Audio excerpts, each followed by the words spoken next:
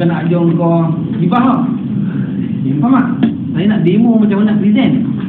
So kalau datang pendengar, kalau tolong dia turun sekarang dia, pasal tu begitu je.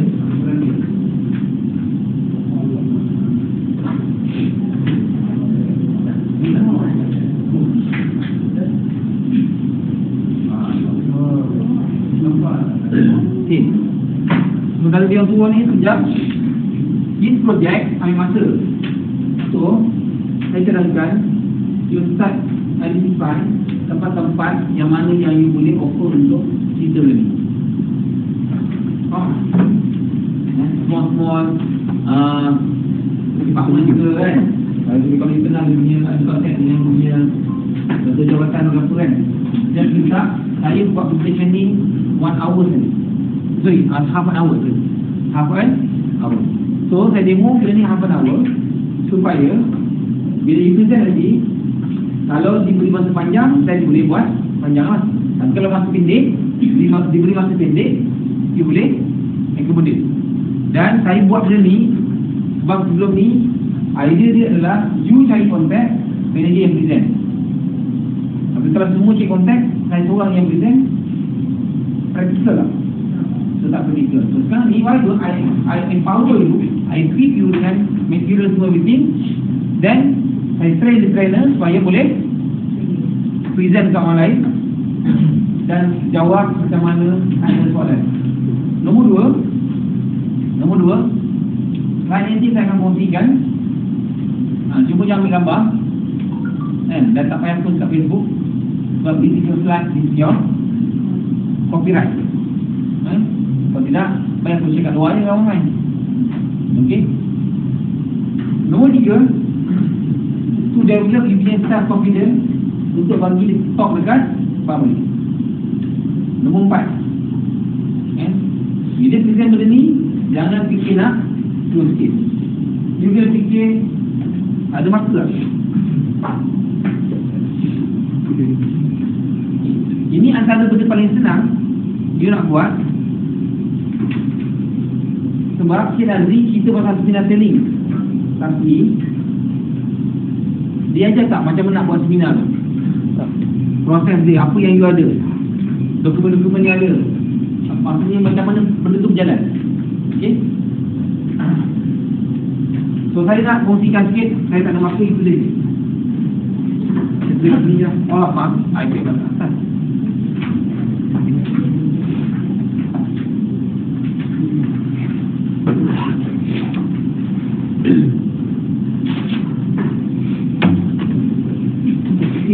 So sekarang ni proses kerja ni, kita present. Kalau memang target untuk close, tapi kita tak expect close on the spot. Ini lebih kepada buat funneling, tak funneling.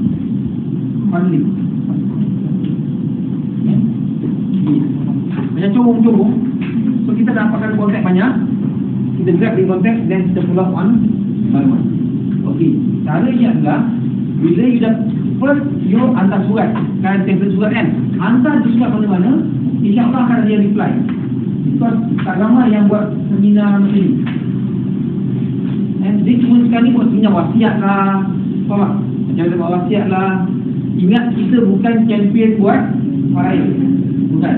Kita still champion walaupun. Kalau saya tukar sikit macam ni, apa? Permudahkan yang buat orang lain, tapi kita permudahkan. Itu saya rasa tak boleh buat. Saya nak gunakan benda sebagai punya signature product. Untuk you, sama dengan idea macam mana kita nak bagi mudah proses tu. So, mula-mula anda surat dapat, dan you set appointment, present. Okey, apa yang perlu saya cadangkan sekali pergi training apa ni? Setiap kali pergi seminar minimum 2 orang, dua. Sebab dia slide kalau present, yang di slide tak kanan sebab impact boleh pakai filter kan, dia pakai filter ataupun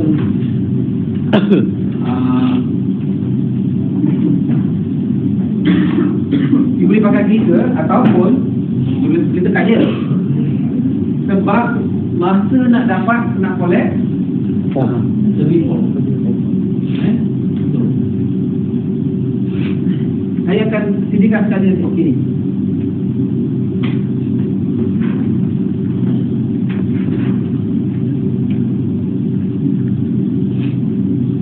Senang. Ini senang. Dia akan bagi check form. Betul. Betul. Dalam check form ni ada apa? Detail. Detail baru follow up dan kita media data.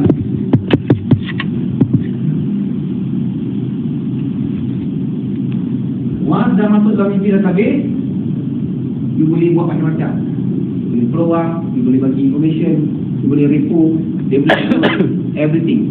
Sebab tu sebenarnya paling penting ini nak dapatkan detail daripada email form. Kalau you perasan kenapa share Petronas buat konten dan dia minta detail nama, contact number, email address semua buat data.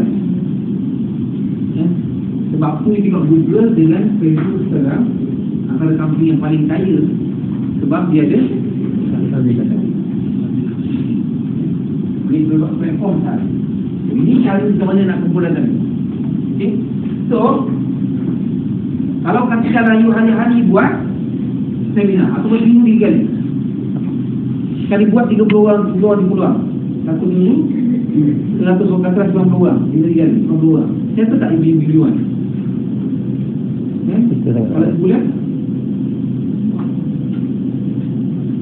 90 kali 4 tu 360. Maksudnya dia dah ada konsep untuk mungkin 3-4 bulan punya job. Sebab kita ingat kita perlukan raw material untuk kita buat, kita proses supaya kita boleh keluar. Ini paling senang. Selain beri buat booster meeting kan, kita tak explore lagi benda ni, tak explore lagi. Tapi saya tengok geng yang lain dah pun nak. Cuma bila saya go through balik slide Cik Nazri, dia panjang. Tak sepanjang. Memang slide tu lengkap semua meeting tapi panjang sangat. Saya takut you tidak diberi waktu yang panjang untuk present. So, kalau you ada benda tu saja, you present, tiba-tiba tak cukup tak habis lagi punya spek untuk closing ke ending, dah habis sama. So, saya revamp balik sedikit proses dia supaya apa yang kita buat ni cukup masa dan at least dia dapat sesuatu balik. Betul kita nak kita dapat projek dia dan dia dapat sesuatu yang kita balik kali rumah dan benda tu semua based on the kita punya common punya experience. Kita biasalah kalau you start seminar di dalam seorang masyarakat itu, saya nak memperkenalkan diri saya Azriyadi daripada Moving Group. Okay. Kepakaran kami adalah menyediakan kemudahan kepada waris-waris untuk menguruskan harta pusaka bagi mengelakkan sebarang masalah pengaduan, lambat dan pembelajaran sumber. Okey, dan kepakaran kita introduce dan kepakaran kita bagi kemudahan kepada waris-waris untuk uruskan harta pusaka.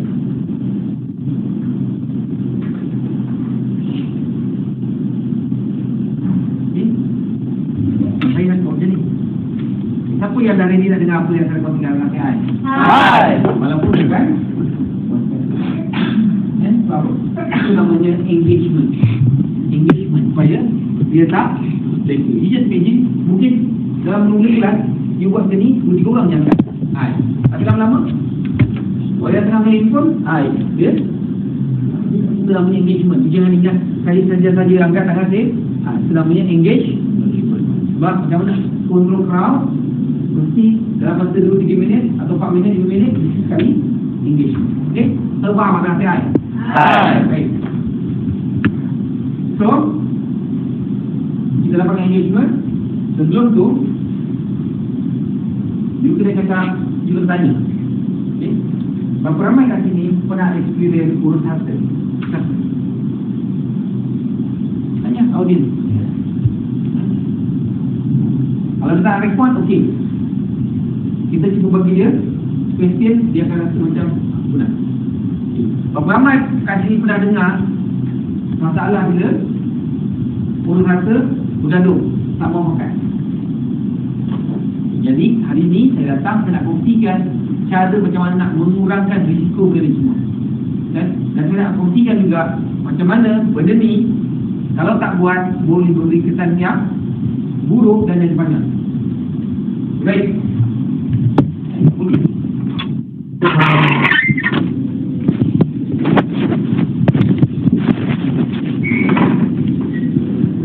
Baik, benar.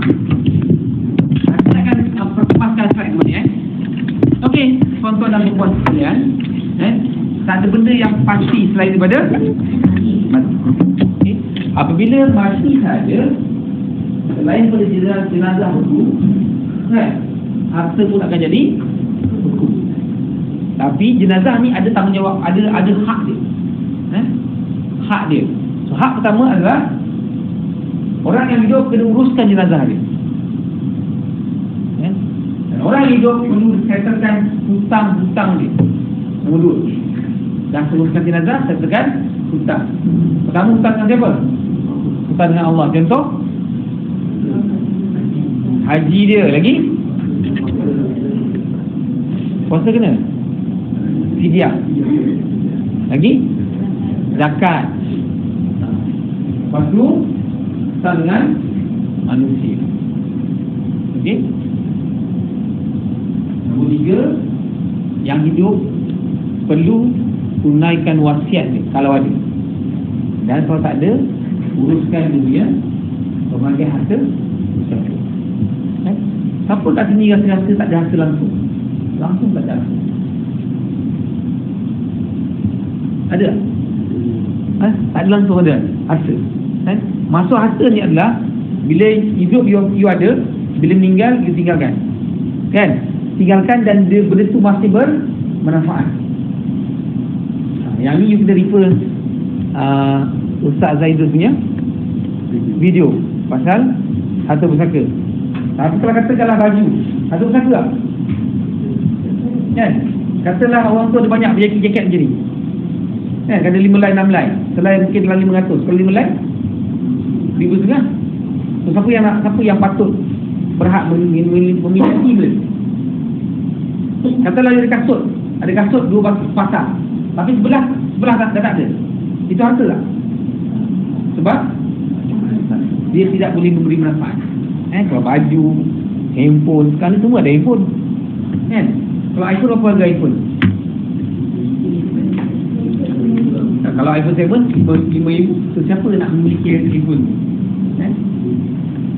Nampak?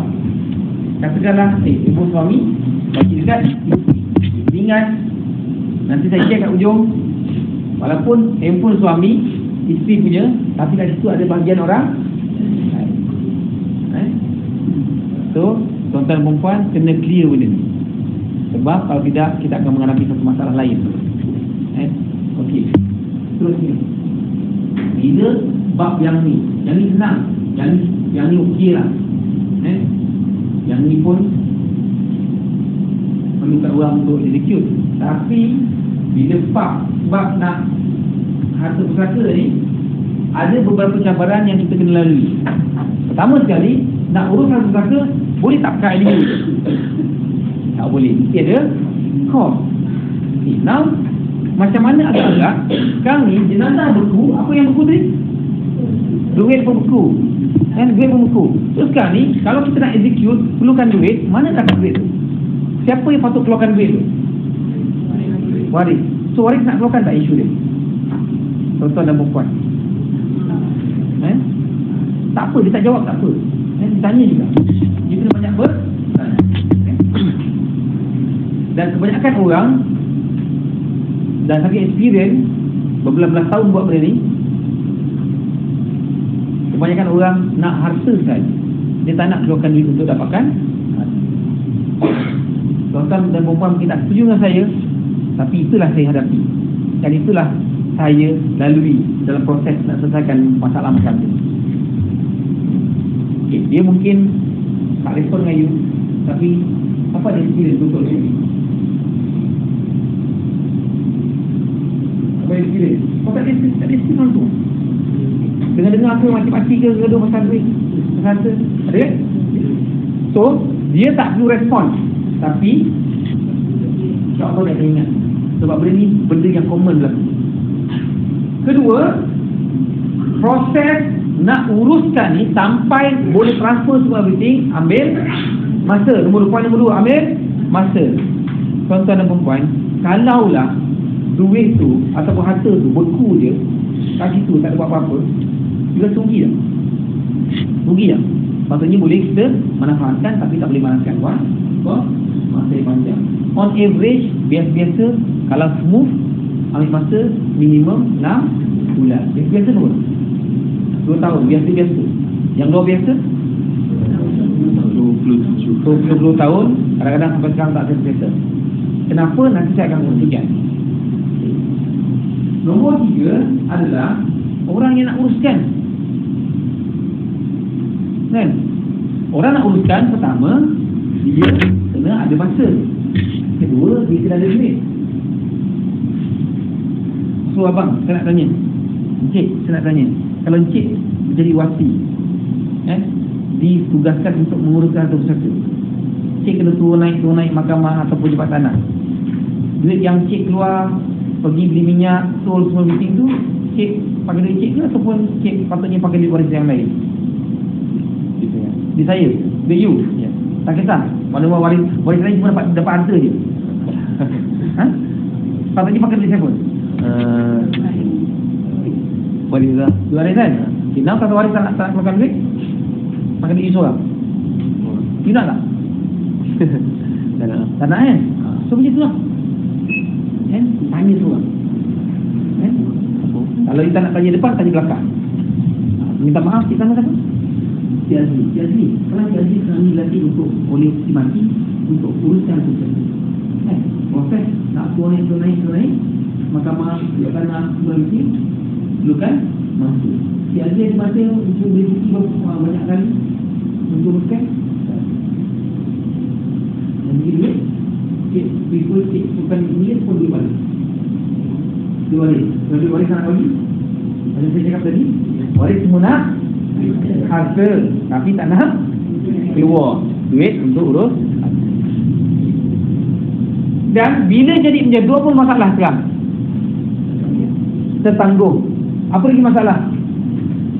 Tak muafakat. Itu biasa. Itu memang biasa. Nanti saya tunjukkan satu benda. Saya rasa satu Malaysia tahu benda ni. Saya cakap orang luar pun tahu. Okey. Last kali kena tahu asas-asas harta pusaka. Sikit-sikit tak apa. Kita mungkin tak buat. Bukan kita tak expert, tapi kita tahu kalau sangkut kat mana kita perlu refer. Now, apabila dalam proses usaha pusaka ni, kalau kita tak urus dengan betul, dengan sempurna, pertama sekali risiko yang berlaku adalah apa? Apa? Risiko terputus. Contoh ni lah vapor. 3 anak neraka buang wanita uzur, berbuat harta di kubur ibu. Anak ni, sedangkan mak dia mengandungkan dia 9 bulan. 3 orang berapa bulan? 27 bulan. You just imagine, kalaulah 3 orang tu serentak dalam perut dan 27 bulan, macam mana keadaan? Kan? Terseksa tak? Kesian tak? Tapi bila meninggal, kita tengok apa nak buat. Mungkin ini tak berlaku pada tuan-tuan, tapi mungkin berlaku pada saudara mara atau adik-adik tuan-tuan yang tak ada ilmu. Tuan-tuan mungkin dah tahu ilmu ni, mungkin dah lain sikit dunia kesedaran. So, cuba tengok sabda Rasulullah SAW. Rasulullah SAW sabda, tidak masuk syurga orang yang memutuskan hubungan kekeluargaan. So tuan-tuan dan perempuan, kalau katalah sampai bergaduh, sampai betul saudara, kan, tak masuk syurga. Yang tak masuk syurga nak masuk mana? Boleh tak masuk terdengar? Kat terdengar dari syurga neraka. Ada tak tempat tu? Tak ada. Ending dia mesti syurga dan neraka. Okey. Nombor 2, risiko yang kedua adalah risiko termakan harta yatim. Jadi dia ni, dia punya dalil dia, sesungguhnya orang-orang yang makan harta yatim secara dalil sebenarnya mereka itu menelan api penuh perutnya dan mereka akan masuk ke dalam api yang wajibnya. Danlah masuk dalam neraka. Sebelum tu makan ni. It's just magic. Sebab tu betapa pentingnya benda ni. Risiko kalau tak uruskan dengan betul, sebab budak ni tak ada pilihan. Tak ada pilihan, tapi ada hak. Yang ada pilihan siapa? Orang yang urus. Dia ada pilihan, tapi yang lupa hak. Dia lepas kat dunia, tapi Allah dah cakap dalam, Allah dah tulis dalam surah An-Nisa ayat 10. Nombor 3, risiko termakan harta haram. Sebenarnya banyak lagi risiko, tapi yang ni saya ambil 3 paling top, yang selalu accounted. Sesungguhnya dosa itu dipikul oleh orang-orang yang berzalim kepada manusia yang melampaui batas di bukti ini tanpa hak. Bagi itu mendapat azab yang sangat pedih. Satu lagi, kalau you refer dengan dekat YouTube video Ustaz Zaidus, dia cakap siapa yang makan harta haram, solat dia tak terima. Dia solat tak terima, zakat terima tak, haji, dan habislah semua. Sedangkan itulah benda yang paling utama di kiri masa, benda pertama sekali di kiri masa dekat pada mahsyar. Jadi tuan-tuan dan perempuan sekalian, saya ingin mengingatkan diri saya dan anda semua supaya buka minda, fahamkan apa yang saya cuba sampaikan. Kan mungkin benda tak tidak penting untuk tuan, tapi penting untuk orang-orang yang kita sayang. Dan kalau kita ambil mudah, saya takut kita termasuk dengan golongan orang ni. So tengok kat mana tempat dia orang macam ni. Kalau kita termasuk, risiko termasuk, dan kat mana tempat dia. Adakah kita nak duduk tempat macam ni? So now, next adalah, ini yang patut semua orang tahu, wajib tahu. Saya sebenarnya ada satu hadis lagi saya nak kena ambil. Nanti saya letak kat sini. Letak sini je. Hadis berkenaan dengan ilmu yang wajib dipelajari. Karena sebab apa ni? 3 ilmu yang wajib. Dia kan. Saya tak tahu siapa perawi dia. Ustaz Izzah boleh tulis itu. Saya tambah lah, sebab banyak rumus ni. Jadi 3 ilmu yang wajib pelajari. Pertama sekali, ilmu berkaitan hukum. Kedua, ilmu berkaitan penerangan hukum, iaitu yang first Al-Quran, yang second sunnah atau hadis, dan ilmu hadis. So yang ni semua kita tahu. Kenapa? Tengok okey, bila kita mengaku meraih ni, siapa waris? Yang kita kena tahu. Ini waris dia. Kalau ni mati, waris dia adalah pasangan. Pertama sekali ibu, bapa. So nak mudah kena ingat 5. Ibu, bapa, pasangan, anak lelaki dan anak perempuan. Jadi pembahagian dia adalah, kalaulah meninggal dunia semati ini, anak ibu dapat 1/6 daripada bahagian tu, ayah dapat 1/6. Kalau yang meninggal isteri, suami dapat 1/4. Kalau yang meninggal suami, isteri dapat 1/8. Anak perempuan dan anak lelaki 2 bahagian daripada anak perempuan. Anak perempuan 1 bahagian. Jadi dalam banyak-banyak macam ni kan, kita tengok, okey, saudara perempuan, saudara lelaki tak termasuk, dan adik-beradik tak termasuk. Kita tengok mana tuan-tuan perempuan tengok, especially yang perempuan ni kan? Kalau sebagai isteri, porsi apa paling kecil ke paling besar? Kan? Kalau ibu kan nombor paling besar, sebenarnya paling. Jadi isteri, you jangan ingat you pilih harta suami you semua milik you, bukan. Sebab ada hak orang lain. Ingat tak tadi slide yang pertama tadi, kita ada hak orang lain, ada hak orang lain. Katakanlah you tak tahu benda ni, you main belakang je kan, dapat duit EPF, suami tiba-tiba senyap-senyap dia pakai sendiri. Apa jadi? Ada risiko ni, ada risiko lagi. Jadi minta buat orang tak tahu kan? So kena hati-hati. Macam mana saudara lelaki dan saudara perempuan boleh jadi waris faraid? Ini ramai yang orang tak ambil indah, dan ini yang paling complicated kan? Saya nak tunjukkan satu formula. Makin kurang, makin bertambah kan? Contoh sekarang ni katakanlah si mati meninggal dunia, tinggalkan semua ni. Katakanlah lelaki meninggal dunia. So ibu, dia ibu, ada ayah, ada pasangan, ada isteri, ada lelaki, ada perempuan. Jadi kita ni tak mikir pasal harta kan? Sebab orang gaduh, tak tahu siapa nak uruskan, duit nak uruskan pun tak ada kan?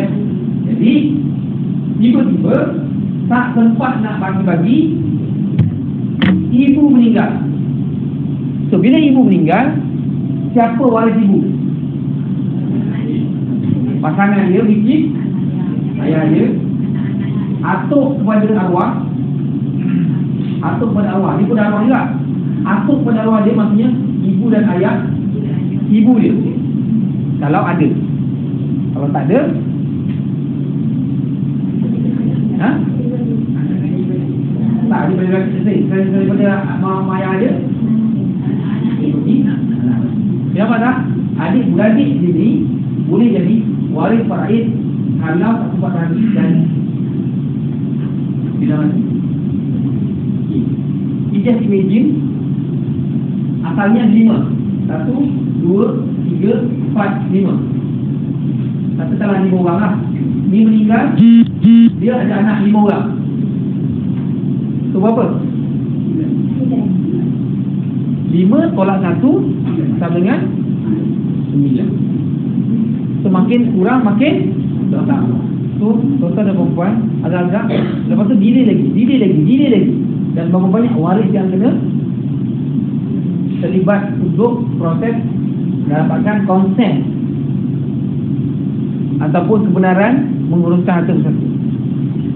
Okey? So ini yang saya cakap tadi, risiko akan ada punya. Pertama, bergaduh. Apa nanti ya?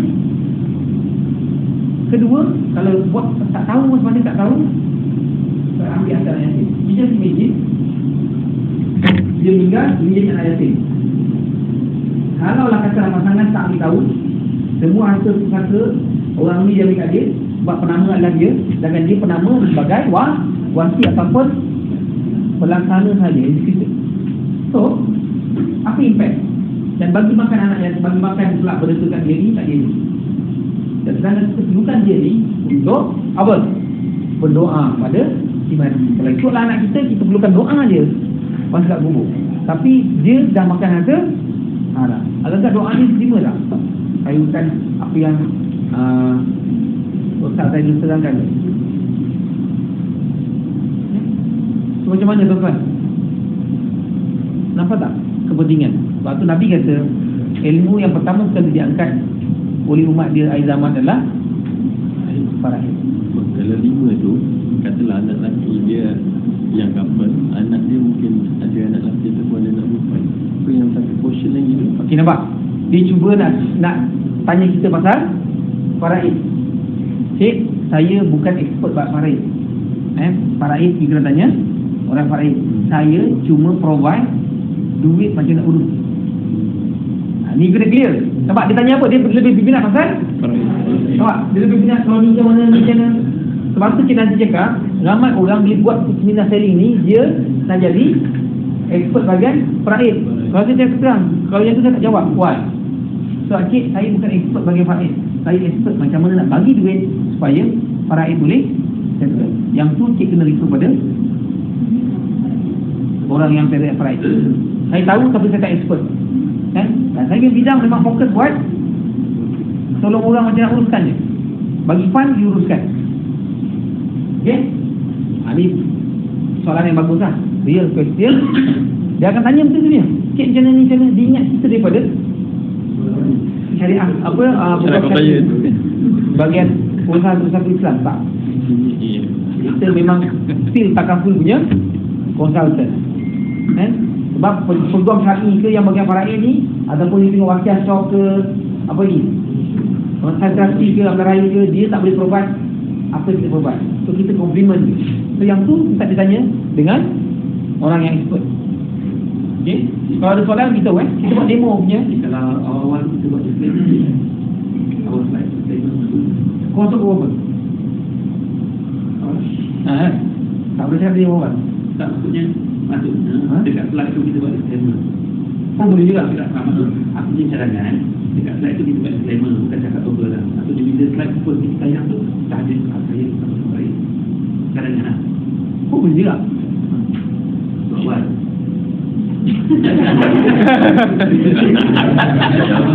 Sebab saya dah cakap saya awal kan? Saya cakap clear cut saya cakap. Saya bukan pakar faraid, saya buat takaful, uruskan macam mana Mudahkan clear? Nampak tak feedback dia? Nampak tak ada risiko dia? Kalau sempat, kalau tak sempat. Nah, tahun 1964 Ramil buat cerita. Siapa tak nak tengok lagi cerita ni? Ni Dan ni kalau faham dekat minit 31 tu tak ingat. Saya scroll. Abdul Wahab ni declare lepas tak puas hati gaduh-gaduh kan, abang dia dapat juta-juta pound sterling, adik dia nombor 2 dapat juta-juta pound sterling, dia cuma dapat rumah mabuk je.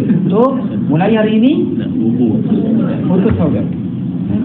Putus saudara tapi dia berlakon tak salah kan, berlakon kan. Tapi macam mana kerana cerdiknya dia kan, dia cerita macam mana benda tu boleh berlaku sampai sekarang.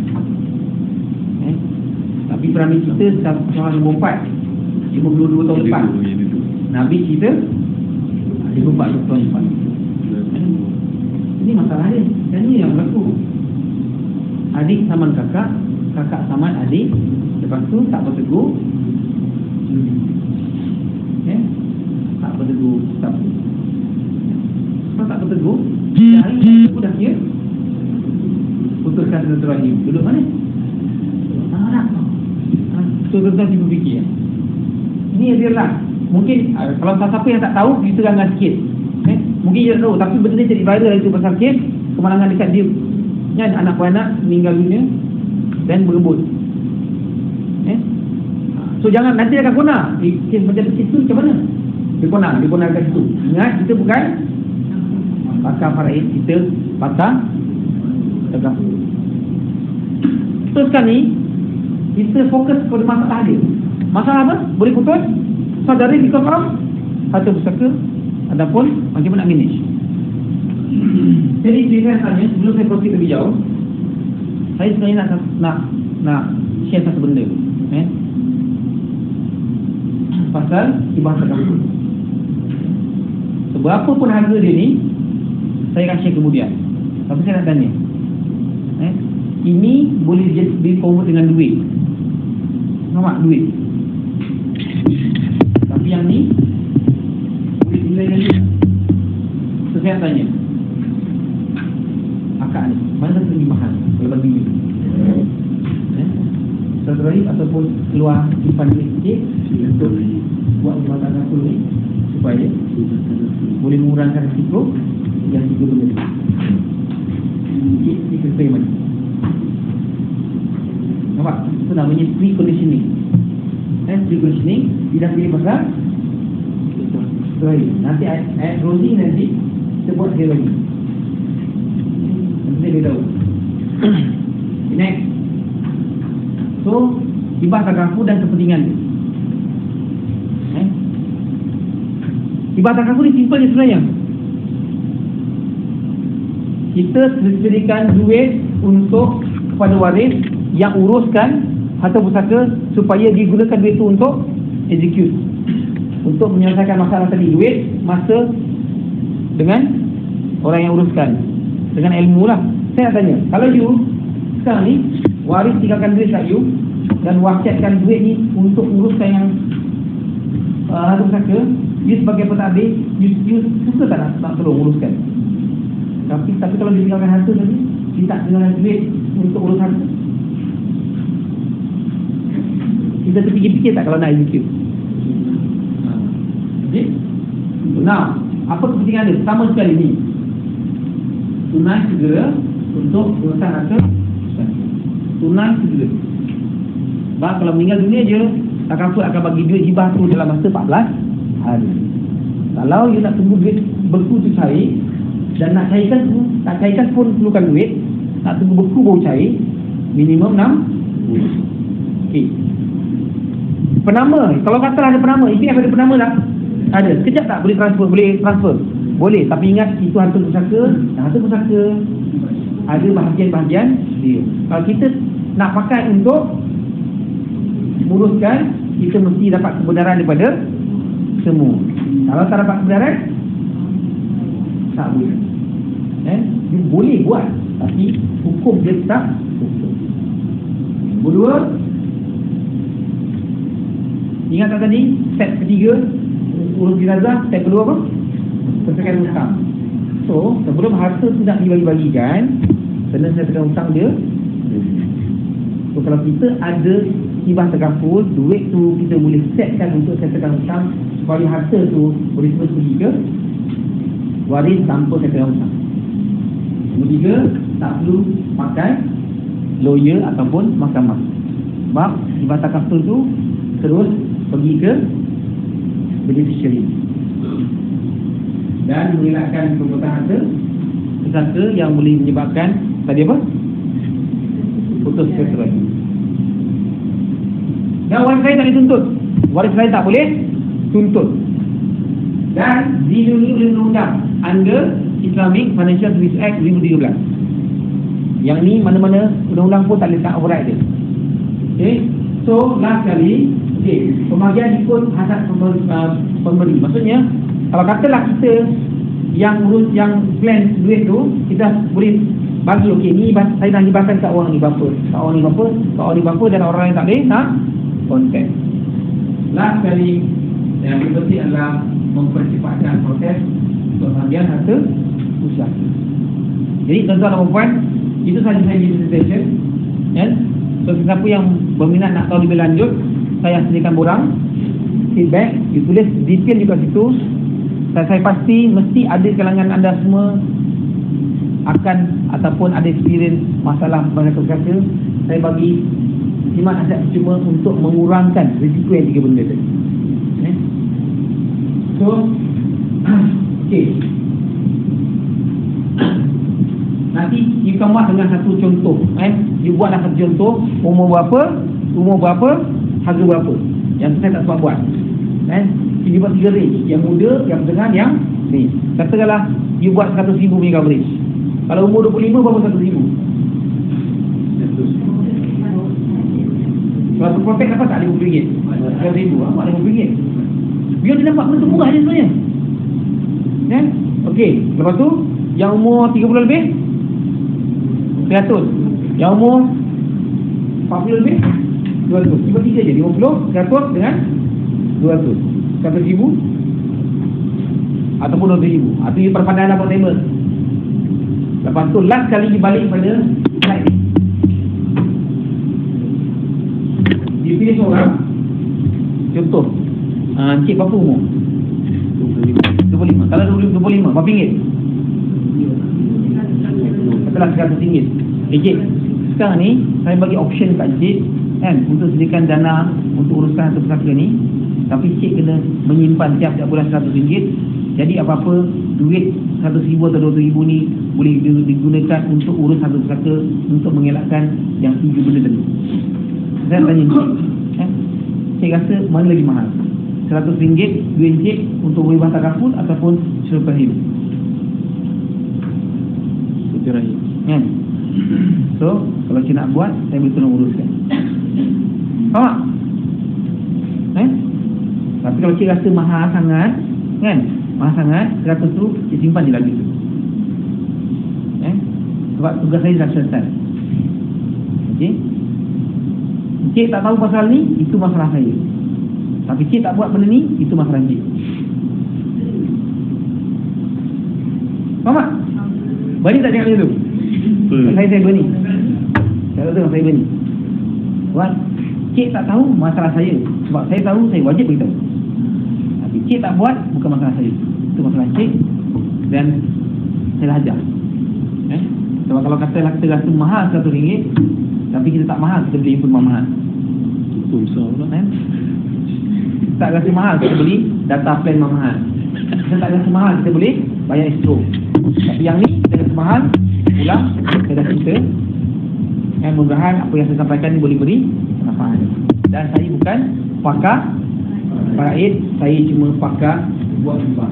Tugas saya, kalau katalah orang tu meninggal, tim kami akan uruskan, keluarkan dana. Dan ini dana ni untuk you uruskan. Mungkin ada soalan.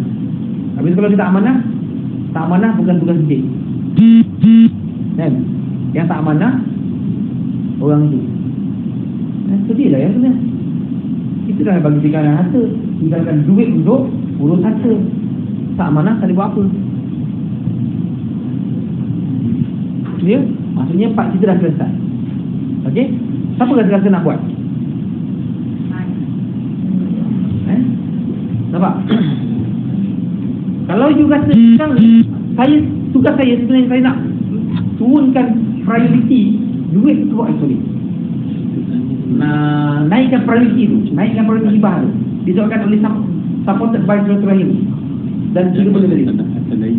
Okey? So gunakan benda ni juga, point ni juga untuk you present one to one. Okey? Last kali ayat last kali tu nak bagi rasa dia tak bersalah. Kita panggil dia macam ni. Apa pun kita ada dalam one mesti saya beritahu. Yang saya letak pen, lepas tu saya kat kanan. Apa tadi tu? Apa? Indifferent. Tak ada beza. Cik tak ada ilmu, saya dah bagi ilmu. Kalau cik tak tahu, itu masalah saya. Tapi now saya dah selesaikan masalah saya. Kalau cik tak nak buat, jadi masalah. Apa dia? Ada sini. So, dia weight tu sekarang kat siapa? Weight dia. Dia kena kat dia. Walaupun dia tak ambil masa tu, balik dia fikir. Lepas tu you keluar. You keluar. Jadi keluar, cik kenapa? Kalau kita nak ambil kan? Kenapa kita tak ambil? Kita tengok apa yang saya cerita ni untuk siapa? Cik dan anak. Duit dia siapa? Duit cik. Terus duit cik untuk anak cik, barang rasa tu kembali lah. Compare dengan kalau you buat sesuatu bentuk kayak escrow. Jadi kalau compare dengan escrow baru.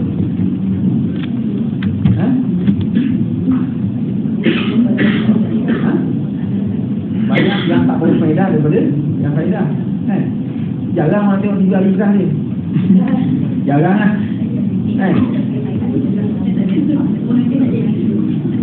Tak ada tu okey lah. Habis tak ada tu kena counter.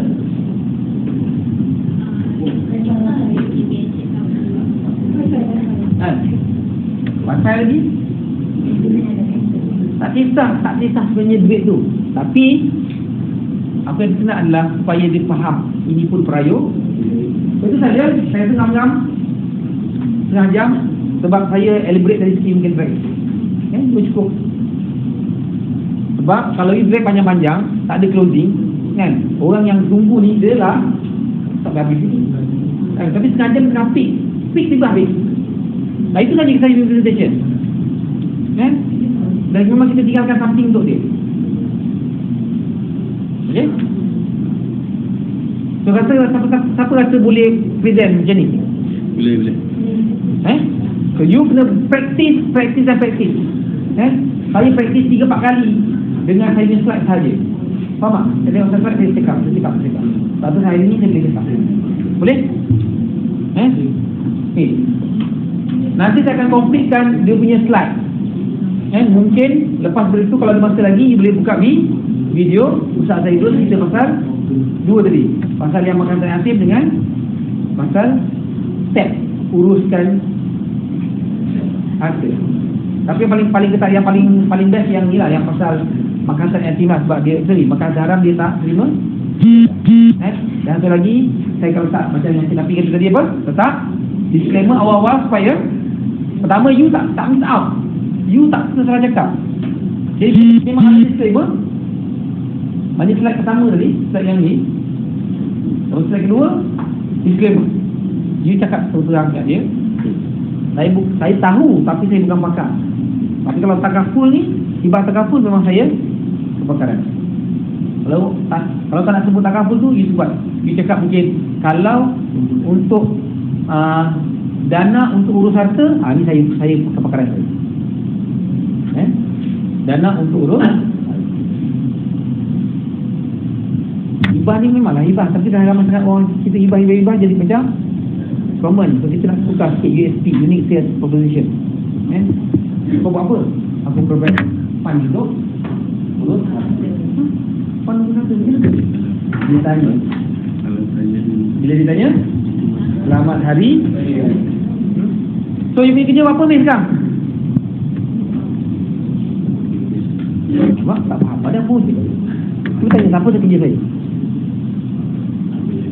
Apa? Tanya. Kau buat apa sekarang? Aku provide fund untuk urus. Kau ada harta? Ada fund tak urus harta? Tak ada, dia jumpa dah. Apa? Nampak tak? Tukar sikit. Saya dah tukar dah. Lepas tu tiba gambar pula kat jumpa. Macam tu. Padahal baik lah. Padahal takkan boleh lah. Okay. So saya dah ajar benda ni kat Didi pasal yang duit tadi tu. Kalau you rasa mahal sangat, you simpanlah duit ni. Didi boleh share sikit 1 minit. Tadi macam mana closing ni? Kalau cik ada ilmu tu masalah saya. Kita tu Kalau cik tak amalkan ilmu tu, itu masalah cik. Jelas? Kalau cik tak tahu, masalah saya. Masalah ada ilmu. Saya tak beritahu you, salah saya lah. Salah lah. So nanti orang tanya, kau ada ilmu ke tak jauh dia? Now saya dah ajar. Kalau cik tak buat, itu bukan masalah. Itu masalah cik lah. Dan cakap begitu je, cakap dari hati je. Jangan nak pelak-pelapik. Sebab apa? Betul tak? Kalau nak marah kita, marah. Bagi manusia kan macam tu, kena getik sikit. Bagi dia, push. Gila ke mamak ni? Kenapa? Kenapa saya berani cakap macam tu? Why? Sebab cik saudara saya. Kalau nak bukan cik ada ilmu, tiba-tiba cik patut beli ni. Kalau hidup lagi okey. Kalau tiba-tiba kat neraka dah. Tiba-tiba masuk neraka. Mana tak cik? Saya tak cakap saya masuk syurga, tapi saya bertanggungjawab. Saya rasa ni semua saudara saya. Tidak betul-betul beriman seseorang tu kalau lagi dia tak mengasihi saudara dia. Sebab tu saya buat seminar ni cuma saya datang minyak tool meeting, saya tak charge pun. Cuma saya ada tool tu you kena bayar lah. Sebab tool tu untuk you and your family. Okay, so next. Dah habis? Sekian saja. Kalau jangan tanya pasal tu tak kan. Kalau macam ni ending dia tu boleh ada suggestion untuk buat. Kalau macam sebelum ni kan dia bagi video kan, ataupun ini boleh kita letak video. Dan video apa yang sesuai kalau boleh letak? Video tu tak terus lah. Tapi video dia kalau boleh jangan last tau. Kalau you ada masa 40 minit, kata okey bagi masa sejam atau 40 minit, then you buat video. Tapi kalau kata setengah jam, you just solid je. Sebab yang last kali mesti ni. Mesti slide ni last kali. Ataupun nanti saya adjust sikit lah. Saya buat ni last kali. Lepas saya buat ni, saya come up dengan solution. Video lepas ni. Video lepas ni sebab nak menguatkan benda ni. Okay. Lepas tu saya cerita pasal ni pembahagian, dan ini kena highlight supaya apa?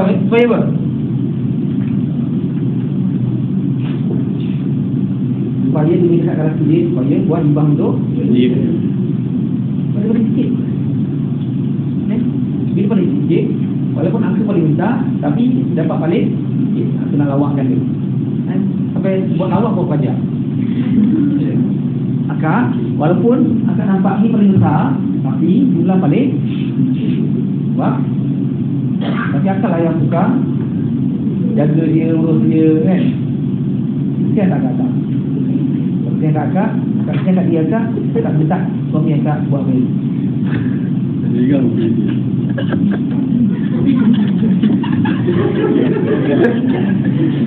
Okey. So lepas tu ni video sekejap. Lepas tu ni, and then ini. Lepas ini kita boleh cerita pasal hibah. Mungkin saya tambah lagi satu slide lah untuk sebutkan. And then last kali then cik kali ni, lepas tu hibah ni, lepas tu berapa agak-agak dia punya average. Kalau umum macam ni, berapa ringgit. Kita terus dia, sebab kadang-kadang orang nak tahu tau berapa sebenarnya, berapa kita bayar ni. Kita buat 50, 100 dengan 200 bulan kan. Kalau you highlight RM50 pun tak apa kan, RM50. Sebab bila RM50 bak kata Arif lah, boleh miskin tak? Tak boleh miskin. Jadi you highlight RM50 tak apa. Cik, bukan guna ni, bukan. Kita nak pancing, kita nak miskin. Bila dia RM50, dia rasa berat tak nak komit ataupun nak tahu lebih lanjut. Tak berat. Lepas tu kita upsell. So nanti akan kamu dengan harga RM50. Last kali baru slide ni, cik, kalau saya propose kat cik tadi RM50 dengan silaturahim untuk elakkan daripada adik-beradik bergaduh semua everything, which one you prefer? Dia nak simpan RM50 ataupun nak simpan nak jaga silaturahim? Nak jaga silaturahim kan? So RM50 simpan dekat sebuah harga kampung untuk jaga silaturahim. Tapi tak semestinya boleh jaga betul-betul. Tapi ini adalah satu kita punya ikhtiar. Kalau dah buat macam-macam pun tak jadi juga, itu bukan punya tanggungjawab. Kalau ada kalau RM50 boleh miskin lagi.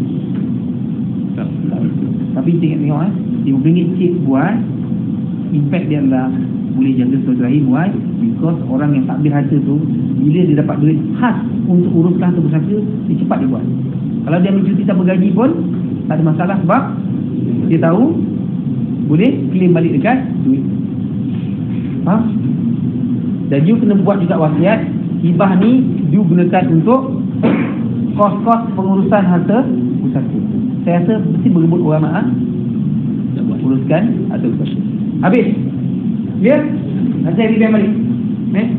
Cuma sekarang ni you dah start kena hantar apa yang rekod tadi, you tengok balik sendiri, you buat sendiri. Dan ini juga boleh present untuk one-to-one. Okey? Jangan nak suruh seminar pun nak buat kan. Bisa sebenarnya kalau you pergi present seminar, satu pergi sekali pergi 15. So, hijau tak pergi. So, saya je kerja. Betul tak?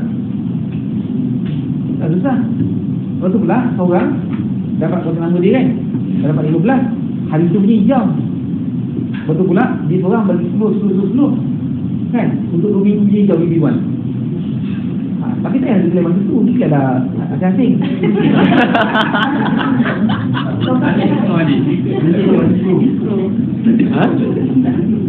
Bang Kapet, apa je siap nak bercantik?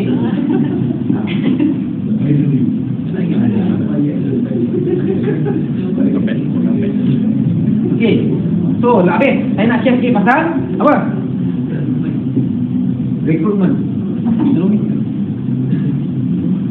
Rezeki tak? Tak rezeki tak? Tak terbaik.